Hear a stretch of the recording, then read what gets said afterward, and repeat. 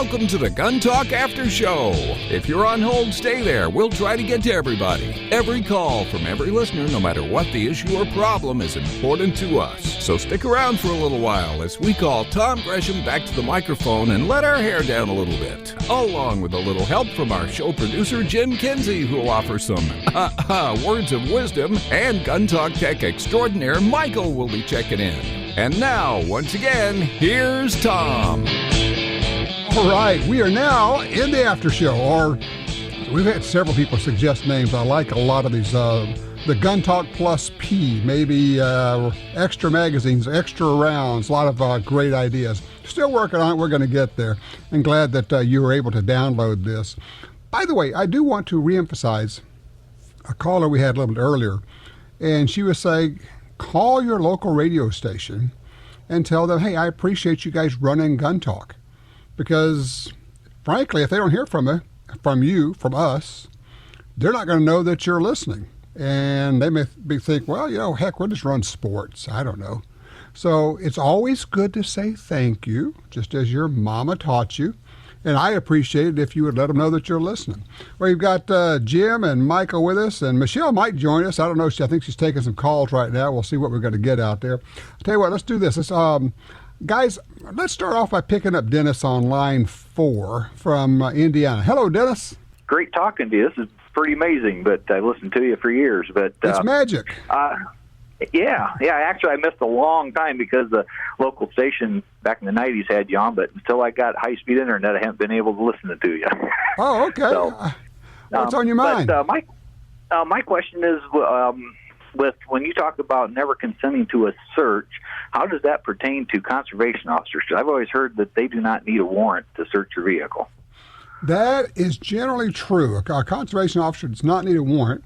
At the same time, it is in your best interest to not consent to a search. And now, they may still search, but there's a difference. If a search, generally speaking, I think even conservation officers have to have some kind of probable cause or at least reasonable, articulable suspicion to be able to search. If you say, sure, go ahead, then anything they find can be used. If you say, no, I don't consent to searches, and they find something, who never knows what it might be, now they're going to have to be able to articulate why they felt like they needed to search. So the rules still apply. You don't ever try to stop anybody. You don't try to stop a law enforcement officer from doing a search. Never, ever do that. But you simply say, I don't consent to searches. If they say, mind if I look in the truck? I'm sorry, officer, I don't consent to searches. Now, if he says, well, I'm going to look in the truck, then, step aside, let him look at the truck. But just say, understand, but I'm just letting you know I'm not consenting to the search. And that's all. I mean, okay. That's all you can do. Okay, that makes sense. Yeah, I mean, you do not. Problem is, if some people get confused and they think, well, I'm just not going to let him search. Yeah, well, you're going to go to jail because that becomes obstruction of justice and maybe even resisting arrest or resisting an officer. There's a whole sheet full of charges they can bring. So you're polite, but I don't consent to searches. I'm sorry. Well, Tom, I had a lawyer. Oh yeah, Jim, go ahead. What about a variable here? What's your take on using your iPhone or your cell phone to videotape what's happening? Because I mean that can PO somebody, but it could also cover your behind. It depends on the state. Weirdly enough, in some states it's not legal. Here's the weird part. It's legal to videotape an officer doing an arrest of somebody else, but it may not be legal for you to videotape your interaction with the officer. A woman just got arrested on a felony charge in Florida for videotaping an officer who was writing her a ticket. I know they'd want you a safe distance away from the car while they're searching it, just for their own safety. They wouldn't want you sneaking up behind them, so to speak. But I'm guessing from the school of paranoia where I know I'm clean. I don't want them finding something in my car that was strategically placed there. That's hence the camera thing. If you're videotaping them, they're less likely to try some shenanigans. Well, here's the deal. In Florida is a two-person state where both parties have to know that you're videotaping or recording a phone call. Right. Other states, like Louisiana, where I am, is a one-party state where I can record a phone call with somebody who doesn't know I'm recording as long as I know I'm recording. So what would be the difference than like a security camera on the street picking this up and maybe you having a car cam in your actual vehicle? I mean, would that be any different than... Let me finish this point, because this is the critical point. The reason this woman got arrested is because she said, I am recording this. He says, have you been recording this? She said, yes. He said, then you're under arrest. Because she didn't notify him before recording, which meant that she actually did 15 seconds of recording without him knowing about it. That was the charge. So I want to make the point, if you're going to videotape, say you're going to before you start. No, that kind of answered my question, though, because she had not basically declared that the camera or recording equipment was rolling, that it became illegal. Right. But I'm thinking, because they do sell all of these car cams now, I mean, there has been some rulings, and I don't know the exact the numbers for them and everything, but, you have no reasonable expectation of privacy in public. So there's that. I guess my question there is, do these parties have to consent, Tom, or knowledge of? In other words, I'm going to be recording this, officer. He doesn't have to say you can. As long as you have notified him, I don't think they have to consent. Okay. Now, he may say, I don't want you to. You say, well, I understand that, but I'm going to anyway. Now, here's the real question is, if he says, stop recording, is that a lawful order or is that a request? Yeah. And that is actually a question that it's okay to ask. You can just say, officer, is that a request or is that an order? If he says it's a request, you can keep doing it. If he says it's an order, stop. Now, you can challenge it later whether or not that was a lawful order, but you do not want to take action that is in violation of a lawful order given to you. So if he says, no, that's an order, that's a legal order, then stop and do what he tells you to do. Hopefully you had it in record up to that point, so if you need it. There's actually an app I have called, what is it called? I can't remember it offhand. But it records video, but it records it directly to the internet. So if they take your phone and destroy it and delete everything in it, it is actually still on the web. You can go pick it up. Cool. A lot of those do it. In fact, Android phones, if you've got it set up, will broadcast to your own private account any photograph or video you have taken almost real time. So it'll back it up for you if you have that setting enabled. Right. No, exactly. So, a cloud thing, I guess. Mm-hmm. Yep. A cloud thing. It's there on the cloud, which is, when it's on the cloud, where the heck is it anyway? If it rains, does your data get wet? That's right. There's dropping bits all over the place. There you go. Nice. Let's see. We got Monty in North Dakota on line 2. Let's see what Monty's got going. Hey, Monty, how you doing, man? I had a friend call me up with a colt with a broken leg, and she wanted me to go put it out of its misery because it was not a trained colt that could be caught and taken care of or anything else. Okay. So I called up an older friend of mine. I was probably 35, 40 years or at least old at the time. And I've hunted ever since I was a little boy. And I asked him, should I take a 300 out there? And he said, no, take your shotgun out there. Well, he did a very good job of taking care of the colt. Mm-hmm. And later on, a couple of years ago, my daughter grabbed a shotgun out of my house without talking to me about anything and blew a hole in the wall. Now, this is a house that was built back almost the time of the homesteader, so it's not sheetrock, but it's similar to that kind of stuff. And it went through the first layer, would have done a fantastic number on whoever was pointed at, even if they'd hit them in the ankle. Mm-hmm. They'd have stopped moving forward. But it did not go through the outside wall. And there you go. That's exactly what I'm talking about. It's effective at short range, but it won't go through multiple walls, so it's not going to endanger people outside of the home. That's exactly what I was talking about. So I appreciate that, Monty, and I appreciate you calling, sir. Michael, you're a firearms instructor. You must see and hear an awful lot of stories that come through about weird ideas that people have picked up either from movies or, things like, I'll shoot him in the leg. I'll shoot him in the hand. That kind of weird stuff. Oh, Do you still get that kind of thing? Thankfully, not as much as I used to. And I don't know if maybe it's just because of the caliber of people I'm trying to associate with now or not. But yeah, you do. And unfortunately, those misnomers like what a proper grip and stance is, and that you have to rack a slide on a pistol every time you see it in screen, stuff like that, or with a shotgun, and all those misconceptions. Well, why didn't they just, shoot him in the leg? It'll stop the threat. It doesn't work that way. And so you do occasionally see it, but generally after about 15 or 20 minutes of some decent firearm instruction, those people they have those misnomers kind of put out of their head. The other one I get a lot, I was wondering if you guys hear it, is people say, well, for some reason, we're still like we're watching Western movies where we're not allowed to shoot somebody in the back. Actually, there are a number of times when that is perfectly okay from a self-defense standpoint, right? Correct. Oh, yeah. If somebody shoots at you, for instance, takes off running, and they're going down the hallway toward your kid's room, I got no problem shooting them in the back. I'm not letting them get down there. Or they're going for another firearm, another weapon. Yeah, I mean, the thing is, unless they are exiting the home, if they're saying, okay, they're heading out of the house and running down the street, good, let them go. I'm not worried about it.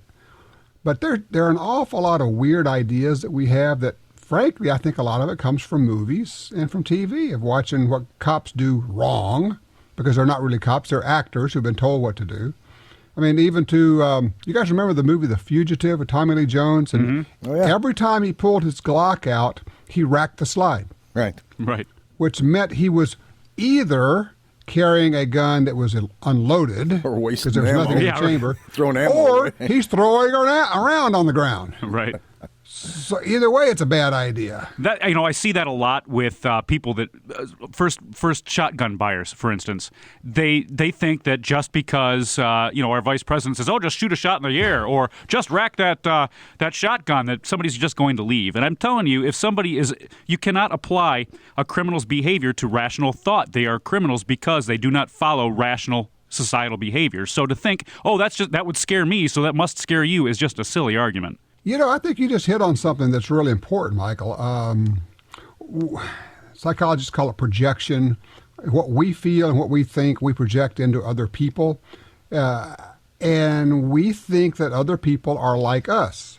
And it was Walt Roush, a really celebrated law enforcement officer, wrote a great book about this. But one of the things he kept talking about is he was trying to explain who you're dealing with. He called them the other humans. They're other than human, basically. He says these people are not like you, and if you try to apply your values and what your reaction would be to situations, you're destined and doomed to failure, because in many cases these are people who've been abused as children, they've been beaten regularly, they have no empathy for humans whatsoever. You are no more than a bug they would squash.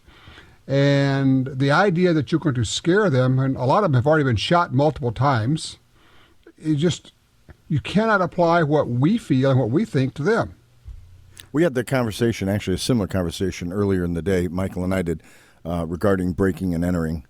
And I was just baffled that, somebody would, having been broken into and knowing what that feels like, I don't know how the criminal mind works. And Michael's point was, they just don't think like us, and it's as simple as that. You're not dealing with logic and rationale. It's just, in their mind, survival. If they want what you have, they don't care. If they happen to take your life to get it, that's fine, but they're still going to get what they came for. And in many cases, it's so excused. That story that we were talking about earlier in the show out of Detroit, where this young guy is breaking into homes left and right. He's got felony warrants against him. He gets shot by this woman who tried to get him to stop, told him to stop. He's coming toward the house with a brick, finally breaks in the window. He's climbing through the window, and she shoots him and kills him. And his aunt's response is, well, he was a good kid. He just had a bad habit of breaking into homes. What? A little contradictory there. A bad habit of breaking into homes? So his habit was that he was a felon. And somehow that's just, it's kind of like, yeah, well, he was a smoker. Or, he picked his teeth in front of people. He had some bad habits there. He's also breaking and entering and, felony break-ins. He's a predator. Yeah. It's just, and that's, if you're trying to apply what you think and what you believe in your value system of that, you're doomed to failure. Hey, guys, let's take a quick break here. We'll come back on the backside. We've got some other things to talk about.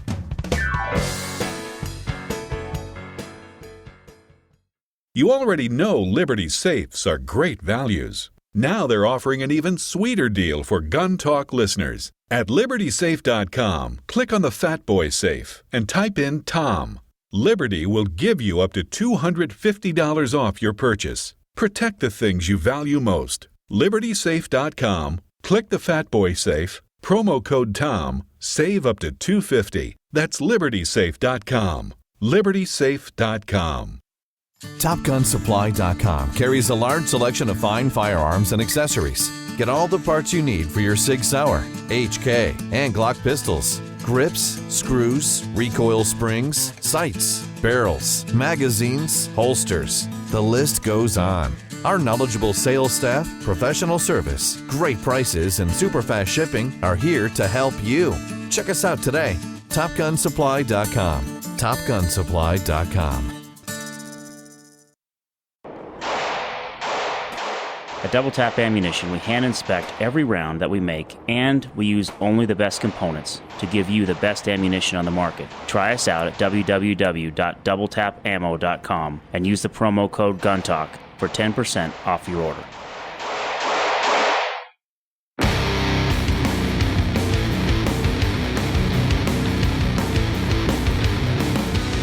All right, we're back with the after show here. By the way, if you're liking what you're hearing, by all means, shoot me an email, tom@guntalk.com. If you got some suggestions, we'd like to get those too. And don't forget to share when you pull down the podcast of the after show. Send that link or send the show to your friends, because some of them may be missing out on this. They may not even know about it yet. So we're having some fun. If you got some ideas for topics that you'd like to hear discussed, we'll certainly do that, because there's nothing that the three of us like to do more than just sit around and yak about guns. So, Michael, I may have cost you some money earlier in the show, I'm afraid, with that. With that SIG? Yeah. Yeah. I'm sitting here thinking, I really need to be saving some money. I got some things I want to do. Tax refund time's coming. I really want this SIG. Yeah, So- I know. We and I went to their site. I looked under. This is TopGunSupply.com. Went to their site. They've got this used SIG SP 2009 9mm from the Swiss police. It's only $379 for a SIG. You guys may have just named the after show and you didn't even know it, Tom. Which is what? Gunaholics. Hi. Yeah, we are. I'm all of Michael. that. Hi, Michael. Hi, Michael. I'm a gunaholic. Yeah, me too. That's right. We can't leave Michelle out of this because she's actually observing at the moment, Tom. You didn't know that, Is she? did you? Is Michelle with us? She I didn't hung know out. that she She was hung gonna out hang for, around but with she's us. waving. Yeah, I don't think she was thrilled about getting on mic just yet. Doesn't want to get on the mic yet. We're going to get her on because We're working Michelle on it. runs a gun store, and she's got some insight or info and some perspectives on gun buyers that probably would help us understand basically ourselves, because she's looking at us and going, yes, I know what's wrong with you. I see it all the time. That's why only half of our calls make it to air. She's already answered them. Yeah, that's right. She says, I get, oh yeah, by the time they get to me, half of them have already had their questions answered, and they'll say, well, Michelle told me this. Is that right? And I go, yes, it is. Michelle Michelle's Cleland's right. Gun Talk. It has a nice ring to it, doesn't That's it? right. That's right. Well, by the way, Cleland's Outdoor World in Toledo. It is right there in Toledo, right? Yep, Swanton, Ohio, Yep. technically. But Swanton, yeah. Ohio. Yep. Okay. For you guys who are local, that sounds different, but to me, it's all sounds It's Toledo, the same. yeah. Yes, Toledo. It's okay. Now, are you close enough where you get the news out of Detroit? Oh, yeah. Try not to. Oh, yeah. We're about a 45-minute ride from Detroit. Right. Oh, okay. Yeah, you really are then. You're in that market. So you get the TV and news and all that from Detroit. Yep. And that So you get Fox thing I sent you, it wasn't the first one. They had one a couple weeks ago, or last week, actually. It was three punks tried to break in a house and were thwarted. And she shot at them, and they actually came back. She had an AR, I believe. She shot at she them. She had a high point. Oh, they She showed had a it. high point carbine. That's right. I remember that one. Oh, She was yeah. shooting through the door. Okay, yeah. And the one guy actually had enough nerve to come back after she shot him. He ran off and came back. She Yeah, shot at him did a he? second time. He dropped his gun, went and picked up his gun, and then came back. Now, you got to talk about not functioning on all cylinders. All right, I'm going to go back through the door that bullets were just coming from. You know, Yeah. I mean, what's that basic rule? You know, incoming fire always has the right of way. Yeah, no kidding. You know, I mean, bullets are flying through the door. I wouldn't go through that door if I were you. Oh, Yeah, well, man. look who you're dealing with. Well, that made international news, too. In fact, a lot of these stories do, but that made Daily Mail in the UK. Ah. Yeah, I okay. saw that the other day. I was kind of shocked. Yeah, you don't Well, see let's that see, story too much in the UK, do you? Well, No, not. a lot of people getting shot without the ability to protect themselves, you see. That's exactly what I meant. But Case Yeah, in no point. kidding. And then you got the story out of China where 33 people now Right. dead from multiple slashers. Now, this was an organized and planned murderous Terrorist raid. attack. It's a terrorist attack. They went in there to kill people. And once again, we realized that you don't have to have a gun to kill people. People say, well, why'd you shoot him? All he had was a knife. Really? Or a brick, or a baseball bat. Or, you know what, he didn't have anything. You go, yeah, but I know many cases where people have been punched and killed. If someone is intent on doing you bodily harm, there's not much you can do except for interrupt, their OODA loop and try to do what you can to mitigate that circumstance. Try to give yourself as much millisecond time as you can to prepare for your response, whether it be running, whether it be screaming and running, whether it be hiding, or whether it be defending yourself with a firearm. So you're talking about the OODA loop, as Major Boyd, or Colonel Boyd, I think it was. I was just thinking about Ed Head at Gunsight was teach us. He was a border patrolman, and he said one of the things he would do is he would draw and shoot while he was talking to somebody in the middle of talking to him. Yeah, and he knew that he needed to, and then he might even say something like he'd do. His example, he says he'd say, "Why are you wearing women's underwear?" and shoot him in the middle of that, just because it just gave him the edge he needed to get on target and shoot him. Something I'm sure neither one of you will approve of when I've shown some people how to shoot will be obviously in a super safe situation while you're discussing. You've got the electronic earmuffs on while you're talking to them, and they're just not grasping it yet, that this is a loaded firearm. It's always loaded.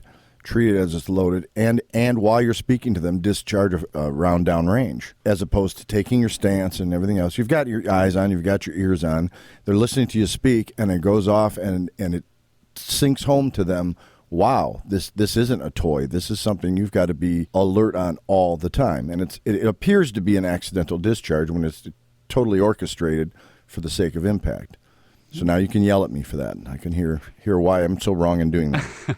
If you know your target and what's beyond it, and you follow your safety arm rules or your firearm rules for safety, I don't particularly see a problem with it. I'm not sure I understand what the goal would be. What's the teaching point there? It seems to me when you're demonstrating, when you're teaching somebody, you're shooting, you're talking. You're shooting, you're talking. There's almost a disconnect there. Okay, well, we're not shooting anymore now. Now it's the lecture time. I'll start paying attention. And you can forget that you still have a loaded firearm in your hand.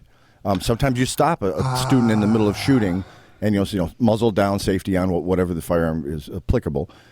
It's just another way of driving home the point. Treat it as it's always loaded. I'm supposedly a skilled instructor. I know what I'm talking. Bam. I wouldn't do that. Okay. That's just me. I wouldn't do that. I think at its core, what I hear you saying is, I think I may have identified part of the problem is, they should not be holding a gun when you're talking to them. Amen to that. Correct. Oh no, I'm talking about I have the firearm. They're not. It's not anything that they're discharging. I get that you're firing it, but are they holding a gun? No. Okay, because you were talking about they're holding a gun when you're talking. I would not do that. I mean, I just wouldn't. You know what? If somebody's not getting the whole safety thing, I'm going to end the lesson. Okay. Period. Done. We're done. When you're ready to pay attention, come back. Yeah, I don't know if it's an attention thing as much as when I'm up at the line, both of us don't have firearms in our hand. I may have a holstered one, but in a safe condition, pass the firearm to each other. But I'm not going to be saying, "Here's how I shoot. Now show me how you shoot," without holstering mine.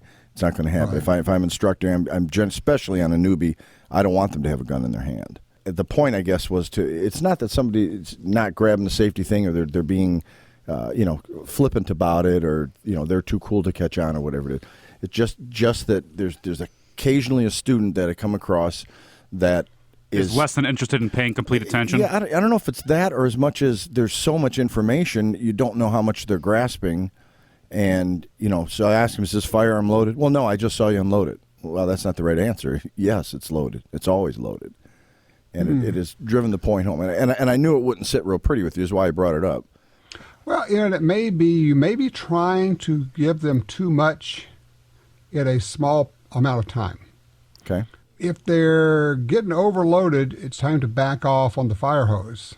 And it may be that all we're going to, if all we have is an hour, I can only teach you one thing.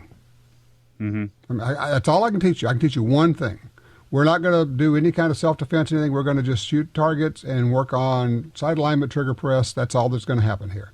Well, it depends on the skill level of who you're teaching too. I can see certainly. that. I can see that being effective to somebody that's maybe been around firearms but not had a whole lot of experience shooting them. I can see maybe that snapping him into a point of view. But for a new shooter, that could be traumatizing. Somebody that's never held a firearm before. I like to start out for the first half hour of class is nothing but emergency procedures. God forbid if something were to happen, who's going to call the police and the ambulance? Who's going to go out and make sure you look for that ambulance? Who's going to be responsible for blah blah blah blah blah? Make sure that's all set up, and then and only then do we take an unloaded pistol and work on a proper grip. Then and only then do we talk about even loading a magazine.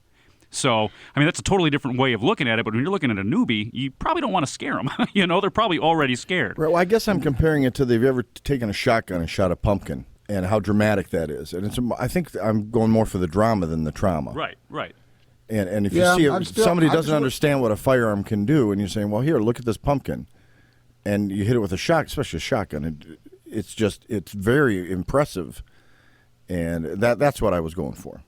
Okay, well, like I said, it's not something I would do, and I would have a real problem with it if an instructor did that on a range where I was. I would probably leave, and I would never come back. Okay.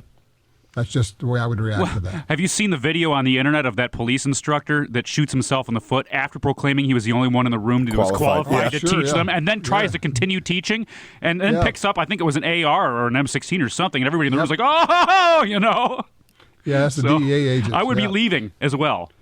Well, I know. There are instructors out there who have their students stand downrange between cardboard targets while the other students are shooting the cardboard targets because you should know what it's like to have bullets whizzing by you if you're going to carry a gun for self-defense. Gee, I thought I had to relearn how to teach after talking to you. One of my instructors actually had a real problem with finger trigger discipline. The entire time muzzle flashing the entire room with pistols, and I was in a city that was a couple hours away from where I was at taking this class, and I got up and left. Yeah. I figure, A, I don't need to be shot, but B, anybody that's in this class that knows anything about proper firearm safety is not going to take this guy seriously. Did you say anything to him? Oh, absolutely. I actually asked for a refund, and he refused it.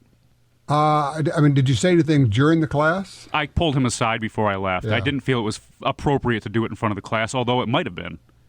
You wonder, as I think about it, would it have been appropriate just to say, hey, I wouldn't really mind if you didn't point that gun at me again? Yeah. And if he gets embarrassed, too dadgum bad. Who cares? I've gotten to that point now where I say, you know what? I really wouldn't mind if you didn't point that gun at me. It's unloaded. You know what? If that's your attitude, then I'm going to leave. And I would make a deal out of getting up and walking out. Yeah, in retrospect, I was new in the scene. It was only my second class that I was personally taking to become an instructor. So I was a little bit, I didn't want to step in any feet because I didn't know. Come to find out, this guy's not real well respected afterwards. But no way. But at the time, I was a newbie, kind of. I had some trepidation. And now, if I'd have been there, I would have gone crazy. This brings us to an interesting point, which is how do people know, and how do they know what they should and should not put up with in a class? One of the ways may be, I would suggest, if you can watch some of the videos that we have, or we've got a couple of DVDs, I'll have a new one out shortly, we'll have a third one out, and watch good instructors and how they operate, or get the DVDs from Gunsight or from Thunder Ranch, and you'll see good, safe gun handling. And by the time you've watched those, when you go to a class, it will be glaringly obvious if you've got an adult for an instructor.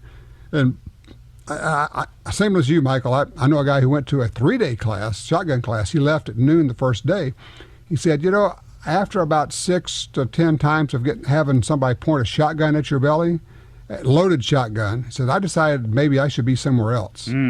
It'd be interesting. They were doing this serpentine. We got guys in a line. And these are not like super SWAT team guys. These are Walter Mitty types who are just taking a basic shotgun class. And this goofball instructor's got them doing these real involved, high-end, which means dangerous training maneuvers from people who don't have a clue. And sometimes you got to do it like you did. Say, you know what? I'm going to forfeit the money so that I don't forfeit my life. I'm out of here. Well, don't you think most of that stuff is ego-based, Tom? Oh, look what clearly. I know, and there's a lot of ego out there. I don't know what it is, but with a lot of trainers, it's, well, I do this and those guys do that. And they never were SEALs. They never were, a Ranger in SEAL Team Delta, or, they were not cops, or they were this, and I did this, or I put my name on this maneuver because, of course, the guys at Gunsight can't possibly know what they're doing. So I've invented the Gresham maneuver. Right. Really? Okay, that's like it's going to be the Mexican jumping bean deal where we're going to leap into the doorway and land with both feet with our gun extended. You're going, really, people? There really are these just a few basics you need to know. It's really pretty simple stuff.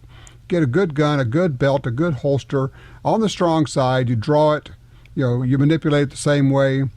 And any instructor who feels like he or she's got to put his or her name on something or do it their way, I would want to avoid, because I think you hit on. I think there's just a ton of ego going on out there. And I swear sometimes some of these instructors, and it's interesting, it's the lesser known instructors are so catty about people. Oh, well, yeah, they do this and they do that. Well, really, that's because it works.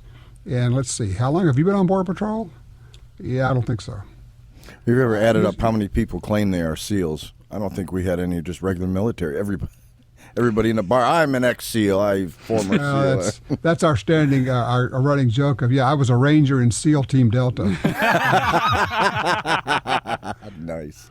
Yeah, right. Okay, Guy. Hey, I appreciate you putting me in my place on that, Tom, on that shooting thing. It's just I would not do that. I think it is unnecessarily frightening to people.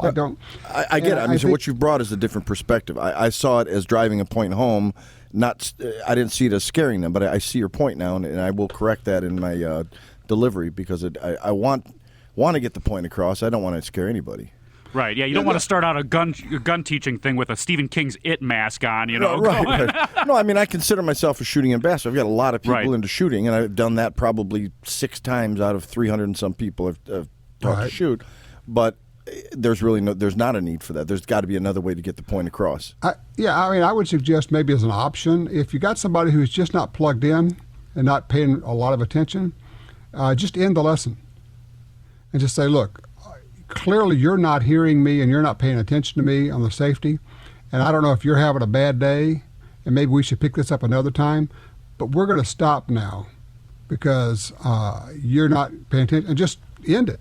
And that's, for a lot of people, that's like a slap in the face where you go, I'm sorry, but you're just not paying attention here, and I am not going to continue this lesson with you. There has been only one occasion, and I've seen this happen a few times, but only one occasion have I actually stopped a lesson because of unsafe things like that. And this, bless her, this older woman, she just couldn't get the fundamentals of, you don't point a gun at somebody you're not willing to destroy. You're not intentionally trying to shoot, and she could not get it through her head. Every time she had to raise her hand, which was quite frequently, not a problem. That's what instructors are for, to answer your questions. It would be a full spin with a loaded pistol. Oh, geez. And you're not just muzzle flashing me, but you're muzzle flashing 15 other people, regardless of whether or not there's a barrier in between you. You can't. So I finally said, you have to go. It's not for everybody. I think people make the mistake that, I'm into guns, so I can get all my friends into it. And I like to present it to people who are willing to, even if they're anti-gun, if they're willing to try it, that's great. I found it's not for everybody, and there are people that should never have a gun in their hands. Mm-hmm.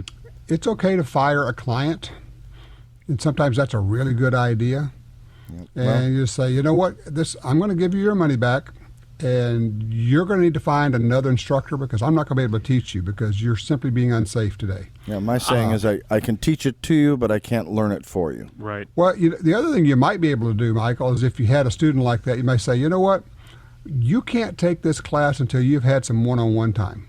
Yeah, that's one of those things too. That's a private lesson. Very good idea. And maybe I would have if it would have been now, where I have more facilities and but your experience continues to grow. You Absolutely. become a better instructor every time you teach. Right. Yeah, and there's funny things too, because you may have a similar demographic of person, and you hate to group people into groups, but let's say a 60, 70-year-old woman, right, that is just interested in her first time self-defense.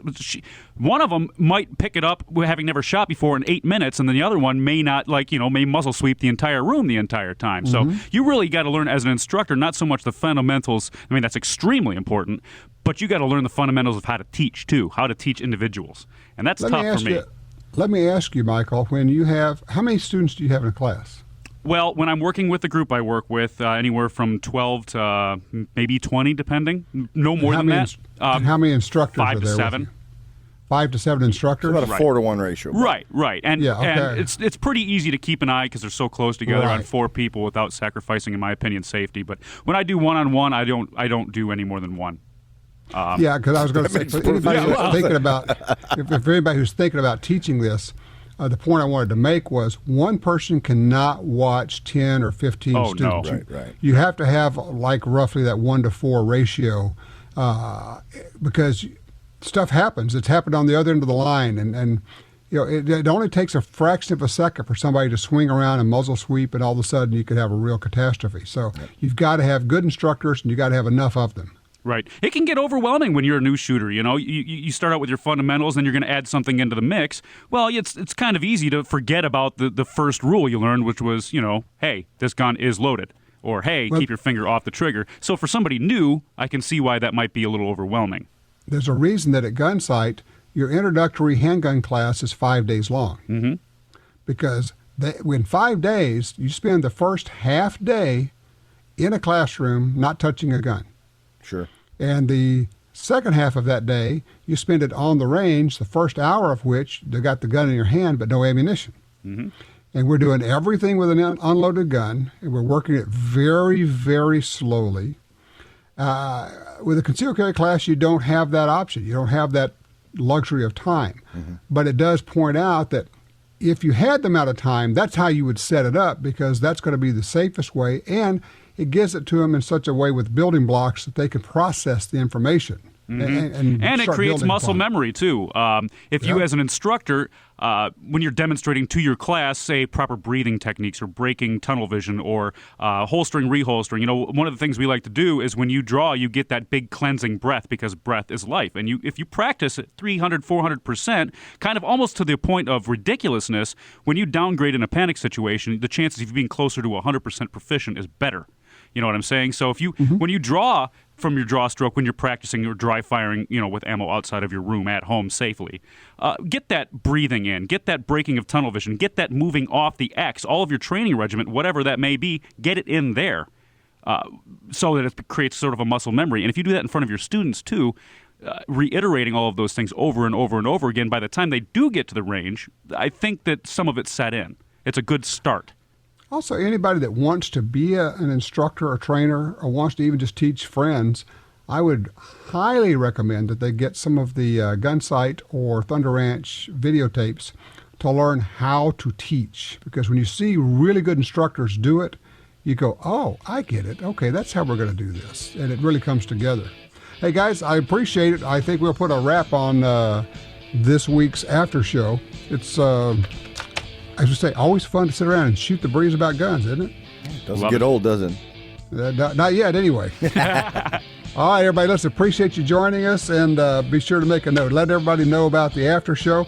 Also, don't forget to sign up for our giveaway, Console Vault, give it away 2 winners this month. Choose anything that they make. Go to guntalk.com/win and enter for a chance to win. I appreciate you listening, and we'll catch you next week. Now, wasn't that fun? You'll probably want to join us again next week for the Gun Talk After Show. It comes up right after the radio broadcast right here. It's where Tom and some of the crew and staff stick around and let their hair down a little bit, doing what they do best, talking about guns. We'll see you right here next week.